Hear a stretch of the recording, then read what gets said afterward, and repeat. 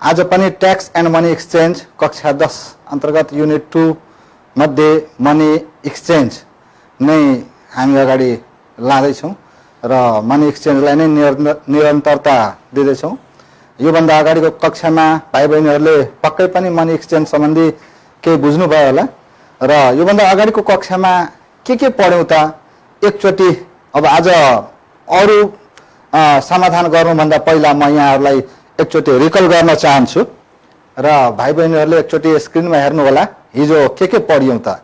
के अरे योभन्दा अगाडिको कक्षामा हामीले ट्याक्स एन्ड मनी एक्सचेन्ज अन्तर्गत मनी एक्सचेन्ज कति बेला हामीले युज अफ बाइङ रेट र युज अफ सेलिङ रेटको बारेमा डिस्कस गऱ्यौँ।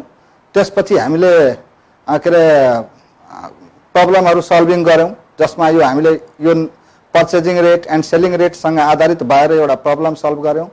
त्यसपछि अर्को प्रब्लम सल्भ गऱ्यौँ जुन चाहिँ के भनेको भने $20 बेचेर 18 पाउन्डमा बेच्दाखेरि कति फाइदा खायौँ भनेर योभन्दा अगाडिको कक्षामा गरिसकेका छौँ। र एउटा भन्यो कि जब हामीलाई विदेश हायर स्टडीको लागि हामी बाहिर जान्छौँ भने आफूलाई आफ्नो करेन्सी दिएर अरू डलर प्राप्त गर्नु पर्दाखेरि कस्तो कन्डिसन आउँछ त्यस्तो गऱ्यौँ। अब आजको कक्षामा हामी पढ्नेछौँ। तपाईहरुलाई पुनः यो कक्षामा स्वागत छ र आजको कक्षामा हामीले पढ्नुपर्ने प्रश्न हेर्नुस्। यो प्रश्न छ, प्रश्नलाई स्क्रिनमा राम्रो ध्यान दिनु होला। यो प्रश्नले के भनिएको छ त अकॉर्डिंग टू गिवन रेट। अब रेटलाई हेरिहाल्नुस्। यहाँ पहिला हामीले लेखौँ यहाँ 1 नम्बरमा यहाँ भनिएको छ according to given rate 1 pound equals to 110 rupees. If Nepali money is devaluated by 10%, how much euro can be exchanged with rupees 6050 rupees भन्दैछ है। भाइ बहिनीले बुझ्नुभयो यहाँ के भनेको छ 1 पाउन्ड बराबर here 1 pound is equals to rupees 110 दिएको छ। यो हाम्रो 1 पाउन्ड दिएको छ। त्यसपछि के भनेको छ डिभ्यालुएसन भयो अरे डिभ्यालुएट by 10%। हाम्रो पैसा 10% ले डिभ्यालुएट भयो। त्यसो भए how much euro can be exchange with rupees 6050 rupees. त एनआरएस कति छ हाम्रो रुपीज 6050। हेरौँ यहाँ ध्यान दिएर हेरौँ 1 पाउन्ड बराबर 110 रुपियाँ नेपाली छ र हाम्रो मनी डिभ्यालुएसन भयो। अब एकचोटि यो सल्भ गर्नुभन्दा पहिला म भाइ बहिनीहरूलाई यो बुझाउन चाहन्छु डिभ्यालुएसन भनेको के हो है। यदि आफ्नो देशले मनी आफ्नो देशको भ्यालु तुलनात्मक रूपमा यदि भ्यालु घट्यो भने त्यसलाई हामी डिभ्यालुएसन भन्दछौँ। जस्तै कारोबारको आधारमा इम्पोर्ट र एक्सपोर्ट यदि धेरै मात्रामा भएन भने फरेन करेन्सी हामी अर्न गर्न सक्दैनौँ जसका कारण हाम्रो मनीको भ्यालु घट्ने गर्छ जसलाई हामी डिभ्यालुएसन भन्छौँ। यसको मतलब अहिले जस्तै तपाईले हेर्दै हुन्छ 1 पाउन्ड बराबर 110 रुपियाँ खरिद गर्छ। जब हाम्रो भ्यालु डिभ्यालुएट भयो भने $1 बराबर 110 भन्दा बढी खरिद गर्न सक्छ है। त्यसकारण यहाँ हामीले यो एउटा प्रश्न समाधान गर्न गइरहेछौँ। यदि डिभ्यालुएसन भयो भने 6050 रुपीजले कति डलर प्राप्त गर्न सक्छौँ हामी। त यहाँ हेरौँ यो बिफोर डिभ्यालुएसन छ। आफ्टर डिभ्यालुएसन आफ्टर डिभ्यालुएसन यदि डिभ्यालुएसन भयो भने 1 पाउन्ड बराबर के 110 हुने हो होइन। हाम्रो भ्यालु घट्यो यसको मतलब नम्बर अफ मनी इन्क्रिज्ड भयो। त्यसो भए 1 पाउन्ड इक्वल्स टु 110 रुपी थियो प्लस 110 को 10% डिभ्यालुएसन भयो। अब यहाँ भाइ बहिनीहरूलाई लाग्न सक्छ भन्दै हुन्छ सरले डिभ्यालुएसन फेरि यहाँ प्लस गर्दै हुनुहुन्छ हो। डिभ्यालुएसन भनेको उसको मनी तगडा भयो हैन, उसको भाउ बढ्यो। यसको मतलब $1 ले हाम्रो 110 रुपियाँ खरिद गर्दै थियो अझै हाम्रो डिभ्यालुएसन भएको। डिभ्यालुएसन भयो भने के भयो त अब उसको डलरले 110 भन्दा बढी किन्दियो है। त्यसकारणले जहिले पनि ध्यान दिने डिभ्यालुएसन भयो भने हाम्रो number of money increased but value decreased. It means 110 plus 110 into 10 by 100. Okay, now this 0 cancel, 0 cancel. It means 110 plus 11 is equals to rupees 121 CR. When our money devalued by 10%, 1 pound while buying 110 increased to 121. It means 1 pound can purchase our 121 rupees. 1 पाउन्डले हाम्रो 121 रुपियाँ खरिद गरिदिन सक्छ जब 10% devaluation भयो। त्यसो भए अब हामीले चेन्ज गर्न गइरहेछौँ कति 6050 रुपिज। अब तपाईसँग दुईटा अप्सन छ, या कि के अरे यसलाई चाहिँ चेन रुल लाउनुहोस् या डाइरेक्ट कन्भर्ट गर्नुहोस्। किन 1 पाउन्ड इक्वल्स 121 छ, त यति रुपियाँमा कति हुन्छ। त्यसलाई बाई युजिङ चेन रुल यहाँ लगाइदिउँ। नाउ लेख्नुहोस्, यहाँ हेर्नुहोस् 1 पाउन्ड यहाँ भयो। 1 pound equals to 1 pound is equals to rupees 121 भयो। अब हामीले कति कन्भर्ट गर्नु छ 6050 रुपिज। अब यहाँ लेखौँ rupees 6050 is equals to how many pound x pound. X पाउन्डलाई हामीले मान्दिने by using chain rule. By using chain rule, chain rule. अब हामीले चेन रुल लगाइदिने। योभन्दा अगाडिको कक्षामा हामीले डिस्कस गरौँ चेन रुल कसलाई भन्छौँ भनेर। चेन रुल भनेको जहिले पनि यो सेटिङ गर्दाखेरि unit of LHS always equal to unit of RHS. त्यसो भए के हुने भयो, यो यतापट्टिको हो 1 into 6050 is equals to 121 into x. It means 1 into 6050 divided by 121 equals to x. X is equals to how much? Divide. You can use calculator. 6050 divided by 121 is equals to 50. Yes, 50 saying what is this? Pound. So therefore rupees 6050 is equals to pound 50. हेरौँ, बुझ्नुभयो होला के भनेको छ कि जब 1 pound बराबर 110 रुपियाँ थियो त्यसपछि हाम्रो पैसा के भयो अवमूल्यन भयो। नेपालीमा हामीले भन्छौँ अवमूल्यन। अवमूल्यन भएपछि 6050 रुपियाँमा कति डलर पाउन सक्छौँ त 6050 मा जब हाम्रो भ्यालु डिभ्यालुएसन भयो 1 पाउन्डले 121 रुपियाँ किनिदियो। त्यसो भए 6050 मा कति डलर पाउन सकिन्छ ओन्ली 50 डलर। अब यस्तै अर्को प्रश्न हेरौँ, स्क्रिनतिर हेर्नुहोस्। अर्को प्रश्न छ to visit foreign country Pemba has to change rupees 5,53,800 if bank charges 4% commission on it then what amount of dollars required for him?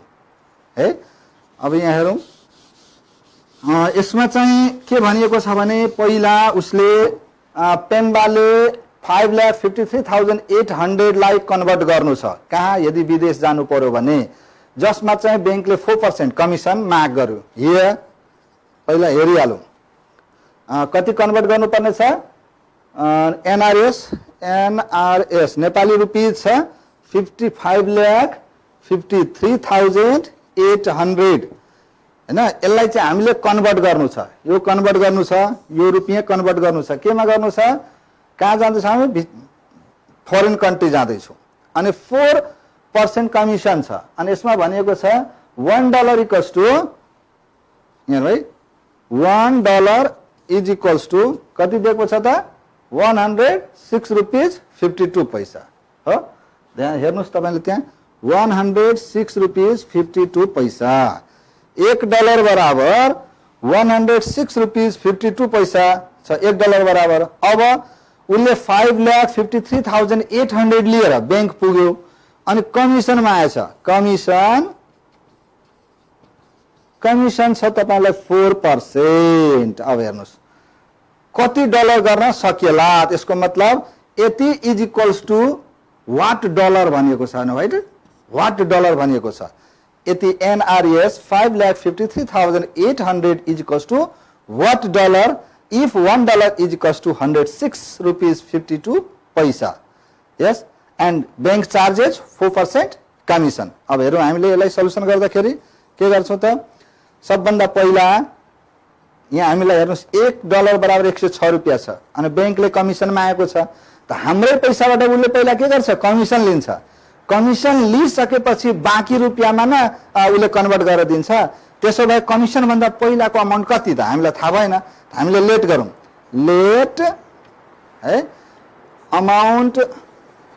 Amount of money before commission is equals to के अरे रुपीज एक्स मानिदिउँ है। Commission खानुभन्दा पहिलाको रुपियाँ कति त x रुपियाँ मानिदिउँ।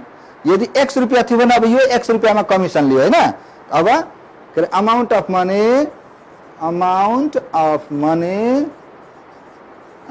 Money after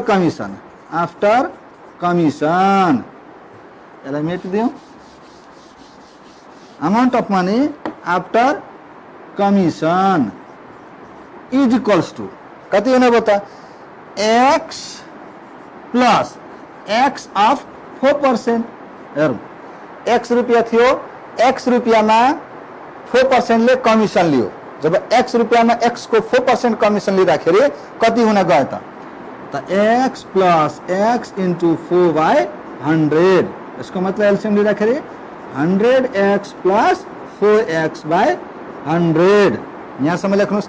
यो amount of money after commission हाम्रो कति भएको छ त 5,53,800। 5,53,800 यो हाम्रो सम हो 5,53,800। ल अब यसलाई यहाँसम्म हेर्नुहोस्, एड गर्नुहोस्। अब मैले माथिको मेटाएँ, यहाँ यो युनिट यति छँदैछ।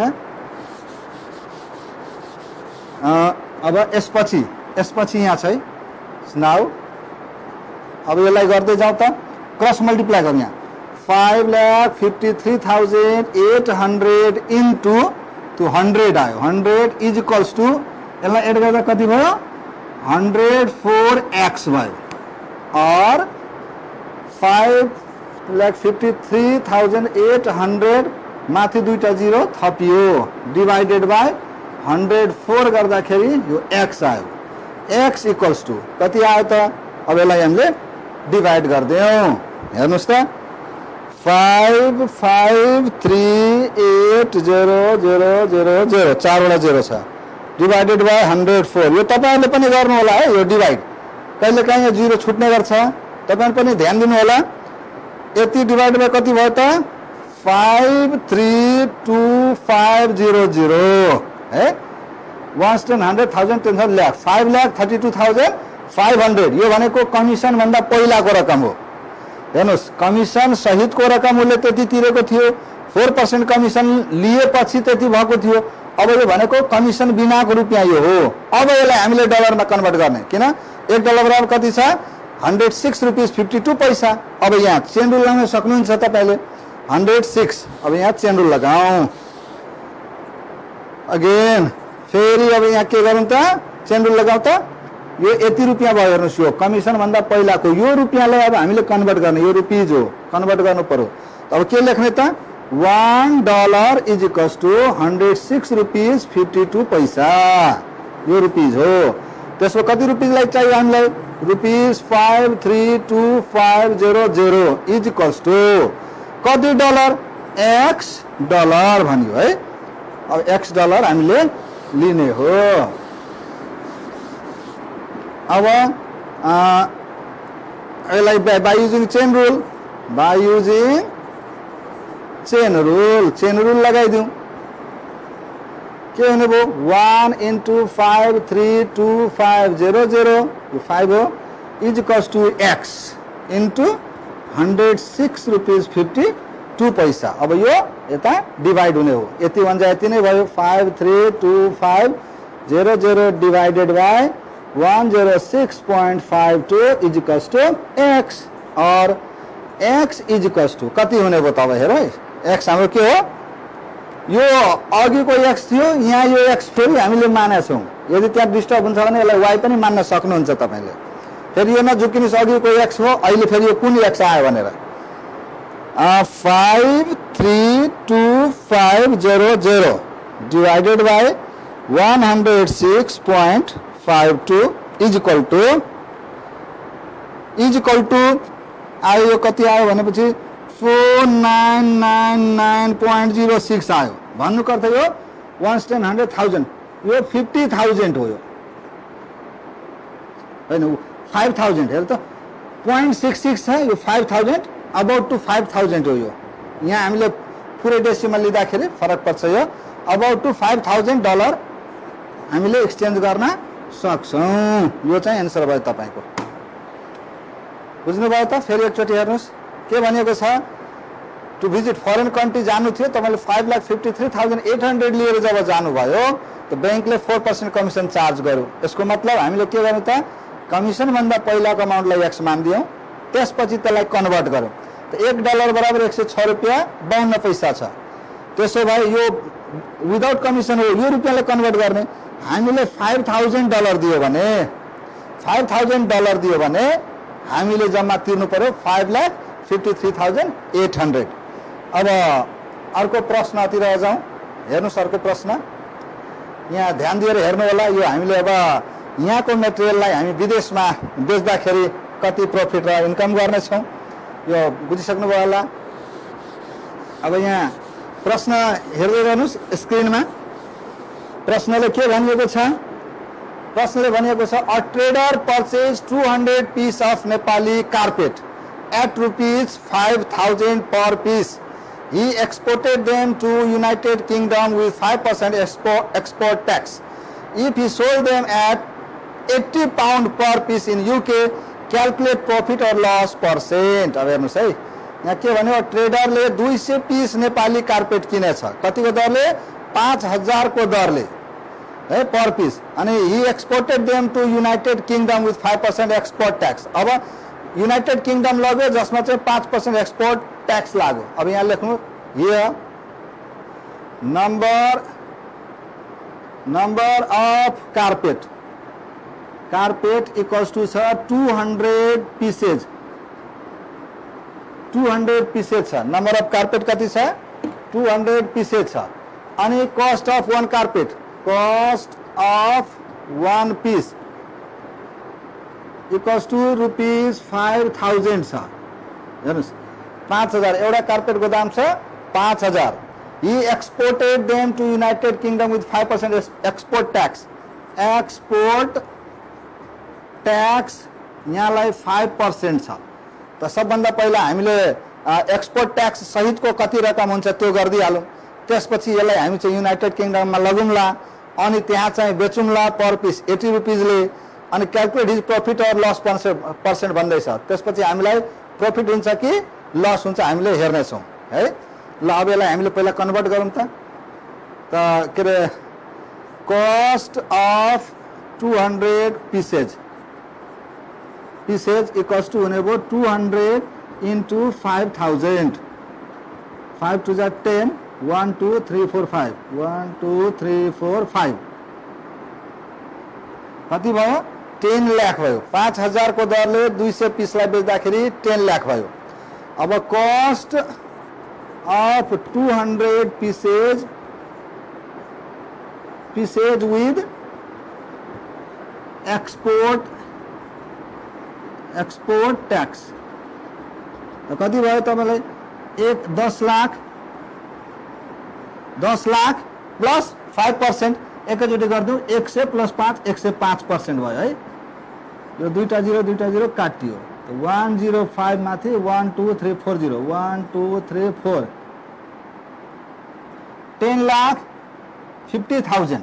हेर्नुहोस् 200 पिस कार्पेट नेपाली कार्पेट 5,000 को दरले यदि किनेर एक्सपोर्ट गर्यो भने उसलाई कस्ट प्राइस कति लाग्ने भयो, 80 लाग्ने। यो चाहिँ सीपी भयो, यो कस्ट प्राइस भयो, क्रय मूल्य है, सीपी यति भयो। अब यसलाई चाहिँ हामीले बेच्दैछौँ कहाँ, युनाइटेड किंगडममा। हेरौँ यहाँ 1 पाउन्ड इज इक्वल्स टु कति छ, 1 पाउन्ड इक्वल्स टु 80 रुपीज छ है, होइन 1 पाउन्ड इक्वल्स टु 130 रुपीज छ। 130 रुपीज छ। 1 पाउन्ड इक्वल्स टु 130 रुपीज छ। बेच्दैछ त SP of 1 piece carpet 1 piece carpet equals to कति छ, 80 पाउन्ड छ। 80 पाउन्ड भयो। त्यसो भए कति पिस छ हामीसँग, 200 पिस। त एसपी विक्रय मूल्य SP of 200 pieces carpet equals to 80 into 200। यो 80 पाउन्ड हुने भयो। कति भयो त, 8 16 यहाँ से 8 टू जा यो पाउन्ड हो, सरी पाउन्ड हो, 8 टू जा 16, 1230 16,000 पाउन्ड भयो, यो 16,000 पाउन्ड भयो। अब 1 पाउन्ड इक्वल्स टु 130 रुपीज, त्यसो भए 16,000 pound equals to how much? अब चेन रुल लाउनुहोस् या डाइरेक्ट लाउनुहोस् त SP of 200 pieces equals to Nepali रुपीजमा 16,000 into 130, ल यसलाई मल्टिप्लाई गरौँ, यहाँ लेखौँ कति हुन्छ? 16,000 into 130 इज इक्वल टु, हेर्नुहोस् त यहाँ कति भयो? 208 माथि 1 2 3 4 0, 1 10 100 1000 10 लाख 10 लाख 20,80,000। हेर्नुहोस् है कति फाइदा हुँदो रहेछ। आमा 200 पिस नेपाली कार्पेट 5,000 प्रति गोटाले एक्सपोर्ट चार्ज लगाएर अमेरिका के युनाइटेड किङडम लग्यो, अनि त्यसलाई चाहिँ 1 पिसको 80 रुपियाँ दरले बेच्यो, जबकि एक डलर बना 1 पाउन्ड बराबर कति रहेछ? 130 रुपीज। त 130 रुपीज त यसलाई पहिले हामीले पाउन्डलाई के 200 पिसलाई मल्टिप्लाई गऱ्यौँ, 130 ले कन्भर्ट गर्दाखेरि यति भयो। फेरि एकचोटि हेरिहाल्नु होला, क्यालकुलेटर गल्ती हुनसक्छ। 16,1230 इन्टु 130 इज इक्वल टु 208 अनि 4टा 0, ठिक छ, यति भयो। अब यहाँ मेटे मैले, अब हेर्नुहोस् किनेको दाम कति भयो त? किनेको दाम यति छ, सिपी छ 10,50,000, एसपी भयो 20,80,000, के भएछ त? प्रॉफिट भएछ। त profit equals to SP minus CP. त 20,80,000 माइनस 10,50,000 कति आयो त? 10 लाख अनि 80 माइनस 30, यति रुपियाँ प्रॉफिट खाएछ। हेर्नुहोस् फेरि एकचोटि हेर्नुहोस् के भनिएको छ? A trader purchased 200 pieces of Nepali carpet at ₹5,000 per piece. He exported them at ₹5,000 per piece and exported what? 5% export tax and sold in United Kingdom at 80 pound per piece. In this transaction, that person gains 10,30,000. अब हामीले अर्को प्रश्नतिर जाउँ।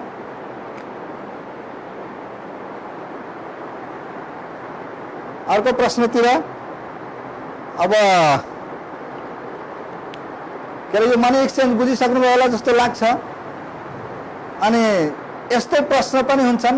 हेर्नुहोस् त अर्को प्रश्न, यो तपाईहरुको लागि गृह कार्यको रूपमा म छोडेर जाँदैछु। के रहेछ गृह कार्य हेर्नुहोस्, एकचोटि ध्यान दिनुहोस्। Lakshmi Yadav bought a television for RM 2000 and sold to her friend at 10% profit in Malaysia. Her friend brought it to Nepal and sold it at profit of 25%. Find the selling price of the television in Nepal if 1 RM equals to NPR 25. ल आजलाई भाइ बहिनीहरुलाई यो प्रश्न गृह कार्यको रूपमा छोडे। अनि अब पक्कै पनि तपाईहरुले गृह कार्य गर्नुहुनेछ र आउँदो क्लासमा पुनः अर्को लेसन लिएर कम्पाउन्ड इन्ट्रेस्ट लिएर म उपस्थित हुने नै छु। हस्त नमस्ते।